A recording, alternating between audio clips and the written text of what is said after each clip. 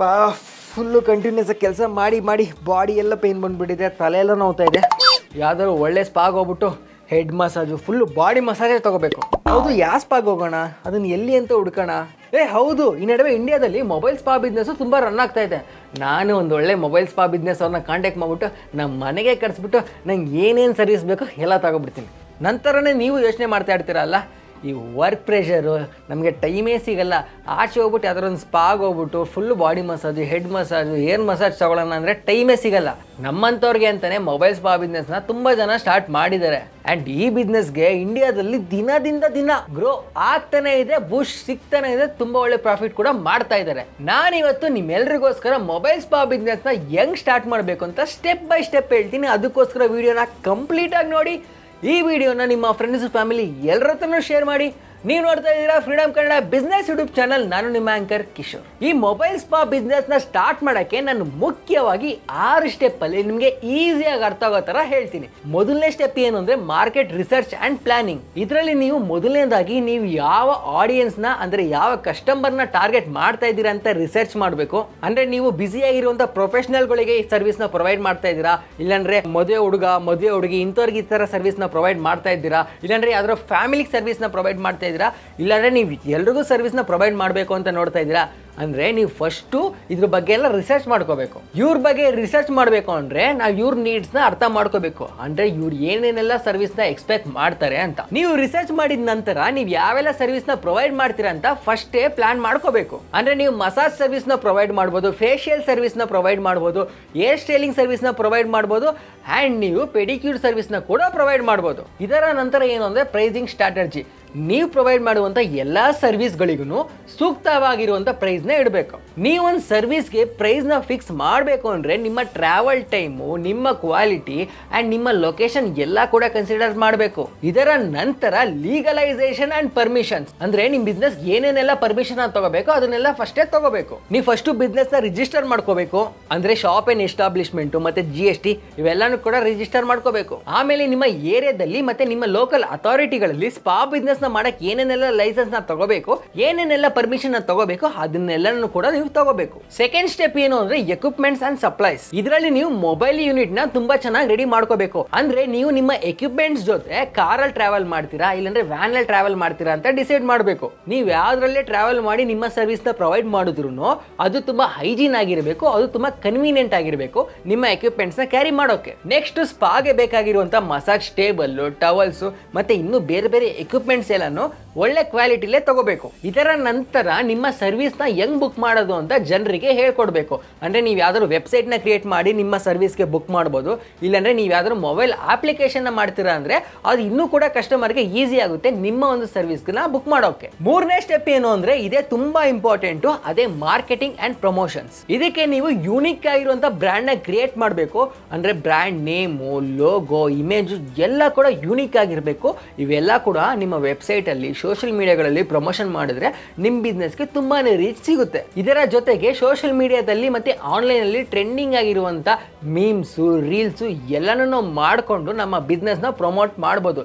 ಯಾಕಂದ್ರೆ ಇವೆಲ್ಲದ್ರಿಂದ ನಮ್ಮ ಬಿಸ್ನೆಸ್ ತುಂಬಾ ಜನರಿಗೆ ಗೊತ್ತಾಗುತ್ತೆ. ಇದರ ಜೊತೆಗೆ ನೀವು ಯಾವ್ದಾದ್ರು ಸಲೂನ್ ಅವ್ರ ಜೊತೆ, ಜಿಮ್ ಅವ್ರ ಜೊತೆ, ಇಲ್ಲಾಂದ್ರೆ ಇವೆಂಟ್ ಮ್ಯಾನೇಜ್ಮೆಂಟ್ ಕಂಪನಿ ಇರುತ್ತಲ್ಲ ಅವ್ರ ಜೊತೆ ನೀವು ಕೊಲ್ಯಾಬ್ ಆಗ್ಬೋದು. ಇವ್ರ ಜೊತೆ ಕೊಲ್ಯಾಬ್ ಆಗೋದ್ರಿಂದ ನಿಮಗೆ ಜಾಸ್ತಿನೇ ಆರ್ಡರ್ಸ್ ಬರುತ್ತೆ. ಜಾಸ್ತಿ ಆರ್ಡರ್ಸ್ ಬಂತು ಅಂದ್ರೆ ನೀವು ಜಾಸ್ತಿ ಪ್ರಾಫಿಟ್ ನ ಮಾಡ್ಬೋದು. ಇದರ ಜೊತೆಗೆ ನೀವು ಪ್ರಮೋಷನಲ್ ಆಫರ್ಸ್ ನ ಸ್ಟಾರ್ಟ್ ಮಾಡಬೇಕಾಗುತ್ತೆ. ಅಂದ್ರೆ ನೀವು ಯಾವ್ದೋ ಒಂದು ಒಳ್ಳೆ ಪ್ಯಾಕೇಜ್ ನ ಆಫರ್ ಮಾಡೋದಾಗಿರ್ಬೋದು, ಇಲ್ಲಾಂದ್ರೆ ಡಿಸ್ಕೌಂಟ್ ಮಾಡೋದಾಗಿರ್ಬೋದು, ಇದನ್ನ ನೀವು ಎಲ್ಲೆಲ್ಲಿ ಪ್ರಮೋಟ್ ಮಾಡ್ತೀರೋ ಅದೆಲ್ಲ ಕಡೆಯಿಂದ ಇನ್ಕ್ಲೂಡ್ ಮಾಡಿದ್ರೆ ತುಂಬಾ ಜನರಿಗೆ ಇದು ಇಷ್ಟ ಆಗುತ್ತೆ. ಅಂಡ್ ನಾಲ್ಕನೇ ಸ್ಟೆಪ್ ಏನು ಅಂದ್ರೆ ಸ್ಟಾಫ್ಸ್ ಅಂಡ್ ಆಪರೇಷನ್ಸ್. ನೀವು ಸ್ಪಾ ಬಿಸ್ನೆಸ್ ನ ಸ್ಟಾರ್ಟ್ ಮಾಡಿ ಬೇರೆಯವರಿಗೆ ಸರ್ವಿಸ್ ನ ಪ್ರೊವೈಡ್ ಮಾಡೋಕ್ ಮುಂಚೆ ಒಳ್ಳೆ ಸರ್ಟಿಫೈಡ್ ಆಗಿರುವಂತ ಸ್ಪಾ ಥೆರಪಿಸ್ಟ್ ನ ನೀವು ಹೈರ್ ಮಾಡ್ಕೋಬೇಕು. ಯಾಕಂದ್ರೆ ಎಲ್ಲರೂ ಸ್ಪಾ ಟ್ರೀಟ್ಮೆಂಟ್ ನ ಕೊಡೋಕ್ ಆಗಲ್ಲ. ಅದಕ್ಕೋಸ್ಕರ ನೀವು ಒಳ್ಳೆ ಟ್ರೈನ್ ಆಗಿರುವಂತ, ಸರ್ಟಿಫೈಡ್ ಆಗಿರುವಂತ, ಕ್ವಾಲಿಫೈಡ್ ಆಗಿರುವಂತ ಸ್ಪಾ ಥೆರಪಿಸ್ಟ್ ನ ನೀವು ಡಿಫ್ರೆಂಟ್ ಸ್ಪಾ ಟ್ರೀಟ್ಮೆಂಟ್ ಗೆ ಹೈರ್ ಮಾಡ್ಕೋಬಹುದು. ನಂತರ ನೀವು ಹೈಜೀನ್ ಮೇಲೆ ತುಂಬಾನೇ ಇನ್ವೆಸ್ಟ್ಮೆಂಟ್ ಮಾಡಬೇಕು. ನೀವು ಯೂಸ್ ಮಾಡುವಂತ ಎಕ್ವಿಪ್ಮೆಂಟ್ಸ್ ಮತ್ತೆ ನಿಮ್ಮ ಸ್ಟಾಫ್ಗಳು ಒಂದು ಅಪಾಯಿಂಟ್ಮೆಂಟ್ ಮುಗಿಸಿ ಇನ್ನೊಂದು ಅಪಾಯಿಂಟ್ಮೆಂಟ್ಗೆ ಹೋಗೋಕ್ ಮುಂಚೆ ಅವ್ರನ್ನೆಲ್ಲ ಮತ್ತೆ ನಿಮ್ಮ ಎಕ್ವಿಪ್ಮೆಂಟ್ಸ್ ಎಲ್ಲಾನು ಕ್ಲೀನಾಗಿ ಸ್ಯಾನಿಟೈಸೇಷನ್ ಮಾಡಿಬಿಟ್ಟು ಕಳಿಸಬೇಕು. ನೀವು ಎಷ್ಟು ಹೈಜೀನ್ ಆಗಿ ಈ ಬಿಸ್ನೆಸ್ ನ ನೋಡ್ಕೋತೀರಾ ಅಷ್ಟು ಒಳ್ಳೆ ಪ್ರಾಫಿಟ್ನ ಮಾಡ್ತೀರಾ. ನಂತರ ನಿಮ್ಮ ಅಪಾಯಿಂಟ್ಮೆಂಟ್ನ ಯಾರು ಬುಕ್ ಮಾಡಿದ್ರೆ ಅವರ ಟೈಮ್ನ ಕ್ಲೀನಾಗಿ ಶೆಡ್ಯೂಲ್ ಮಾಡ್ಕೋಬೇಕು. ನೀವು ಅಲ್ಲಿಗೆ ಹೋಗಿ ಸರ್ವಿಸ್ ಕೊಡೋಕ್ಕೆ ಎಷ್ಟು ಟೈಮ್ ಬೇಕಾಗುತ್ತೆ, ಹೆಂಗೆ ಹೋಗ್ತೀರಾ, ಟ್ರಾವೆಲಿಂಗು, ಲೊಕೇಶನ್, ಪ್ರೈಸು ಎಲ್ಲ ಕೂಡ ನೀವು ಫಸ್ಟೇ ಪ್ಲಾನ್ ಮಾಡಿ ಇಟ್ಕೊಂಡ್ರೆ ನಿಮಗೆ ಕನ್ಫ್ಯೂಸ್ ಆಗಲ್ಲ. ಅದಕ್ಕೋಸ್ಕರ ನಿಮಗೆ ಬಂದಿರೋ ಅಪಾಯಿಂಟ್ಮೆಂಟ್ ಎಲ್ಲನೂ ಕರೆಕ್ಟಾಗಿ ಶೆಡ್ಯೂಲ್ ಮಾಡ್ಕೋಬೇಕು. ನಂತರ ಮುಖ್ಯವಾದ ಪಾಯಿಂಟ್ ಏನು ಅಂದರೆ ಕ್ಲೈಂಟ್ ಕಮ್ಯುನಿಕೇಷನ್. ನೀವು ನಿಮ್ಮ ಕ್ಲೈಂಟ್ಗಳ ಜೊತೆ ಕರೆಕ್ಟಾಗಿ ಕಮ್ಯುನಿಕೇಟ್ ಮಾಡಬೇಕು. ಅಂದರೆ ನೀವು ಸರ್ವಿಸ್ನ ಬುಕ್ ಮಾಡೋದಾಗಿರ್ಬೋದು, ಕ್ಯಾನ್ಸಲ್ ಮಾಡೋದಾಗಿರ್ಬೋದು, ಫೀಡ್ಬ್ಯಾಕ್ ಆಗಿರ್ಬೋದು, ಏನೇ ಇದ್ರೂ ಕ್ಲೈಂಟ್ಗಳ ಜೊತೆ ಕರೆಕ್ಟಾಗಿ ಕಮ್ಯುನಿಕೇಷನ್ ಮಾಡಬೇಕು. 5ನೇ ಸ್ಟೆಪ್ ಏನು ಅಂದರೆ ಇನ್ವೆಸ್ಟ್ಮೆಂಟ್. ಈ ಬಿಸ್ನೆಸ್ನ ಸ್ಟಾರ್ಟ್ ಮಾಡೋಕ್ಕೆ ಆವ್ರೇಜ್ ಆಗಿ ಎಷ್ಟು ಇನ್ವೆಸ್ಟ್ಮೆಂಟ್ ಬೇಕಾಗುತ್ತೆ ಅಂತ. ನೀವು ಈ ಬಿಸ್ನೆಸ್ನ 10 ರಿಂದ 20 ಲಕ್ಷದಲ್ಲೂ ಸ್ಟಾರ್ಟ್ ಮಾಡ್ಬೋದು, ಅಥವಾ 20 ಲಕ್ಷಕ್ಕಿಂತ ಜಾಸ್ತಿ ಇನ್ವೆಸ್ಟ್ಮೆಂಟ್ ಮಾಡಿ ಕೂಡ ಈ ಬಿಸ್ನೆಸ್ನ ಸ್ಟಾರ್ಟ್ ಮಾಡ್ಬೋದು. ನೀವು ಲೋ ಬಜೆಟ್ ಅಲ್ಲಿ ಬಿಸ್ನೆಸ್ನ ಸ್ಟಾರ್ಟ್ ಮಾಡೋದ್ರಿಂದ ನೀವು ಲಿಮಿಟೆಡ್ ಆಗಿ ಸರ್ವಿಸ್ನ ಪ್ರೊವೈಡ್ ಮಾಡೋಕ್ಕಾಗೋದು. ಅಂದ್ರೆ ಇದರ ಜೊತೆ ಲಿಮಿಟೆಡ್ ಎಕ್ವಿಪ್ಮೆಂಟ್ನ ಇಟ್ಕೊಂಡ್ರು, ಮಸಾಜ್ ಟೇಬಲ್ ಆಗಿರ್ಬೋದು, ಇದಕ್ಕೆ ಬೇಕಾಗಿರುವಂತ ಎಣ್ಣೆ ಆಗಿರ್ಬೋದು, ಇವೆಲ್ಲಾನು ಕೂಡ ಲಿಮಿಟೆಡ್ ಆಗಿ ಇಟ್ಕೊಂಡು ನೀವು ಲಿಮಿಟೆಡ್ ಆಗಿ ಸರ್ವಿಸ್ನ ಪ್ರೊವೈಡ್ ಮಾಡ್ಬೋದು. ಆದ್ರೆ ನೀವು ಲೋ ಬಜೆಟ್ ಅಲ್ಲಿ ಸ್ಟಾರ್ಟ್ ಮಾಡೋದ್ರಿಂದ ಮಾರ್ಕೆಟಿಂಗ್ ತುಂಬಾನೇ ಕಷ್ಟ ಆಗುತ್ತೆ. ಆದ್ರೆ ಸೋಷಿಯಲ್ ಮೀಡಿಯಾನ ಕರೆಕ್ಟ್ ಆಗಿ ಯೂಸ್ ಮಾಡ್ಕೊಂಡ್ರೆ ತುಂಬಾ ಒಳ್ಳೆ ಪಬ್ಲಿಸಿಟಿ ಸಿಗುತ್ತೆ. ಅಂಡ್ ವರ್ಡ್ ಆಫ್ ಮೌತ್ಗೂ ಎಷ್ಟು ಪವರ್ ಇದೆ ಅಂತ ನಿಮ್ಮೆಲ್ಲರಿಗೂ ಗೊತ್ತೇ ಇದೆ. ಅದಕ್ಕೋಸ್ಕರ ನೀವು ಒಳ್ಳೆ ಸರ್ವಿಸ್ ನ ಪ್ರೊವೈಡ್ ಮಾಡಿದ್ರೆ ವರ್ಡ್ ಆಫ್ ಮೌತ್ ಇಂದ ನಿಮ್ಮ ಬಿಸ್ನೆಸ್ಗೂ ನೆಕ್ಸ್ಟ್ ಲೆವೆಲ್ ಹೋಗುತ್ತೆ. ನೀವು ಮಾಡರೇಟ್ ಆಗಿ ಬಿಸ್ನೆಸ್ ನ ಸ್ಟಾರ್ಟ್ ಮಾಡ್ತೀರಾ ಅಂದ್ರೆ ನಿಮ್ಮ ಹತ್ರ 15 ಲಕ್ಷ ರೂಪಾಯಿ ಇದ್ರೆ ಸಾಕು. ನೀವು 15 ಲಕ್ಷ ಈ ಬಿಸ್ನೆಸ್ ನ ಸ್ಟಾರ್ಟ್ ಮಾಡೋದ್ರಿಂದ ವೆರೈಟಿ ಆಫ್ ಸ್ಪಾ ಟ್ರೀಟ್ಮೆಂಟ್ಸ್ ನ ಪ್ರೊವೈಡ್ ಮಾಡಬಹುದು. ಇದರಲ್ಲಿ ಮಸಾಜ್ ಚೇರ್ಸ್ ಮತ್ತೆ ಇದಕ್ಕೆ ಬೇಕಾಗಿರುವಂತ ದೊಡ್ಡ ದೊಡ್ಡ ಪ್ರಾಡಕ್ಟ್ಸ್ ಎಲ್ಲಾನು ಕೂಡ ಆಡ್ ಆಗುತ್ತೆ. ಇದರಲ್ಲಿ ನಿಮಗೆ ಬೇಕಾಗಿರುವಂತ ಮಸಾಜ್ ಚೇರ್ಸ್ ಮತ್ತೆ ಬೇರೆ ಬೇರೆ ದೊಡ್ಡ ದೊಡ್ಡ ಸ್ಪೆಷಲ್ ಪ್ರಾಡಕ್ಟ್ಸ್ ನ ಕೂಡ ಯೂಸ್ ಮಾಡ್ಕೋಬಹುದು. ಕೊನೆಯದಾಗಿ 6ನೇ ಸ್ಟೆಪ್ ಏನು ಅಂದ್ರೆ ಪ್ರಾಫಿಟ್. ನಾವು ಯಾವುದೇ ಬಿಸ್ನೆಸ್ ನ ಸ್ಟಾರ್ಟ್ ಮಾಡ್ತೀವಿ ಅಂದ್ರೆ ನಮ್ಮ ಮೈಂಡ್ ಅಲ್ಲಿ ಫಸ್ಟ್ ಬರೋದು ಏನು ಅಂದ್ರೆ ಪ್ರಾಫಿಟ್ ಎಷ್ಟು ಮಾಡ್ಬೋದು ಅಂತ. ಆದ್ರೆ ನಾನು ಈಗ ಹೇಳಿರುವಂತ ಬಿಸ್ನೆಸ್ ಅಲ್ಲಿ ತುಂಬಾ ಒಳ್ಳೆ ಪ್ರಾಫಿಟ್ ನೇ ಮಾಡ್ಬೋದು. ನೀವು ಆವರೇಜ್ ಆಗಿ ಒಂದು ಸ್ಪಾ ಸೆಷನ್ ನ 60 ನಿಮಿಷದವರೆಗೂ ಆಫರ್ ಮಾಡಬಹುದು. ಒಂದು ಸ್ಪಾ ಸೆಷನ್ ಇಂದ 1,000 ರೂಪಾಯಿಗೆ ಚಾರ್ಜ್ ಮಾಡಬಹುದು. ಇದರಲ್ಲಿ ನಿಮ್ಮ ಸ್ಟಾಫ್ ಸ್ಯಾಲರಿ, ನೀವು ಯೂಸ್ ಮಾಡುವಂತ ಎಕ್ವಿಪ್ಮೆಂಟ್ಸ್ ಖರ್ಚು, ನಿಮ್ಮ ಟ್ರಾವೆಲಿಂಗ್ ಖರ್ಚು ಎಲ್ಲ ಅನ್ಕೊಂಡು 500 ರೂಪಾಯಿನ ಲೆಸ್ ಮಾಡಿದ್ರು ನಿಮಗೆ ಒಂದು ಸ್ಪಾ ಸೆಷನ್ ಇಂದ 500 ರೂಪಾಯಿಗೆ ಪ್ರಾಫಿಟ್ ಮಾಡಬಹುದು. ಅಂದ್ರೆ ನೀವು ಒಂದಿನಕ್ಕೆ 10 ಸೆಷನ್ ನ ಪ್ರೊವೈಡ್ ಮಾಡ್ತೀರಾ ಅಂದ್ರೆ 10,000 ರೂಪಾಯಿ ರೆವಿನ್ಯೂ ಬರುತ್ತೆ. ಅದರಲ್ಲಿ ನಿಮಗೆ 5,000 ರೂಪಾಯಿ ಪ್ರಾಫಿಟ್ ಮಾಡಬಹುದು. ಅದೇ ನೀವು ಒಂದು ತಿಂಗಳಲ್ಲಿ ಒಂದು 50 ಸೆಷನ್ ನ ಆಫರ್ ಮಾಡ್ತೀರಾ ಅಂದ್ರೆ 50,000 ರೂಪಾಯಿ ರೆವಿನ್ಯೂ ನ ಮಾಡಬಹುದು ಅಂಡ್ 25,000 ರೂಪಾಯಿ ಪ್ರಾಫಿಟ್ ನ ಮಾಡಬಹುದು. ಅದೇ ನಿಮ್ಮ ಬಿಸ್ನೆಸ್ ಫುಲ್ ಇಂಪ್ರೂವ್ ಆಗಿ ತುಂಬಾ ಒಳ್ಳೆ ಮಾರ್ಕೆಟಿಂಗ್ ಮಾಡಿ ನೀವು ಒಂದು ತಿಂಗಳಿಗೆ 100 ಸೆಷನ್ ನ ನೀವು ಆಫರ್ ಮಾಡ್ತೀರಾ ಅಂದ್ರೆ ನೀವು ಒಂದು ತಿಂಗಳಿಗೆ 1 ಲಕ್ಷ ರೆವಿನ್ಯೂ ನ ತಗೋಬಹುದು.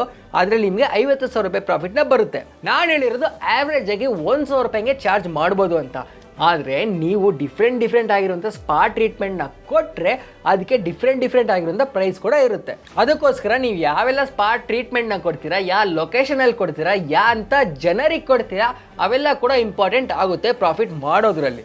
ಏನಿಲ್ಲ ಅಂದ್ರೂ ನೀವು ಈ ಬಿಸ್ನೆಸ್ಸಲ್ಲಿ ಒಳ್ಳೆ ಮಾರ್ಕೆಟಿಂಗ್ ಮಾಡಿದ್ರೆ, ನಿಮ್ಮ ಬಿಸ್ನೆಸ್ ತುಂಬ ಜನರಿಗೆ ರೀಚ್ ಆದರೆ ನೀವು ತಿಂಗಳಿಗೆ ಕೈ ತುಂಬ ಪ್ರಾಫಿಟ್ನ ಮಾಡ್ಬೋದು. ನಾನು ಮೇಲೆ ಹೇಳಿರುವಂಥ ಯಾವ್ದಾದ್ರು ಪಾಯಿಂಟ್ಗಳ ಬಗ್ಗೆ ನಿಮಗೆ ಇನ್ ಡೀಟೇಲ್ ಆಗಿ ಇನ್ಫಾರ್ಮೇಷನ್ ಬೇಕು, ಇಲ್ಲಾಂದ್ರೆ ಬೇರೆ ಯಾವ್ದಾದ್ರು ಕೋರ್ಸ್ಗಳ ಬಗ್ಗೆ ನಿಮಗೆ ಇನ್ ಡೀಟೇಲ್ ಆಗಿ ಇನ್ಫಾರ್ಮೇಷನ್ ಬೇಕು ಅಂದರೆ ನೀವು ಫಸ್ಟ್ ಫ್ರೀಡಮ್ ಆ್ಯಪ್ನ ಡೌನ್ಲೋಡ್ ಮಾಡಿ. ಅಲ್ಲಿರುವಂಥ ಮೆಂಟರ್ಗಳು ನಿಮಗೆ ಗೈಡ್ ಮಾಡ್ತಾರೆ. ನೆಕ್ಸ್ಟ್ ಯಾವ ಬಿಸ್ನೆಸ್ ಬಗ್ಗೆ ವಿಡಿಯೋ ಮಾಡಲಿ ಅಂತ ಕೆಳಗಡೆ ಕಮೆಂಟ್ ಮಾಡಿ.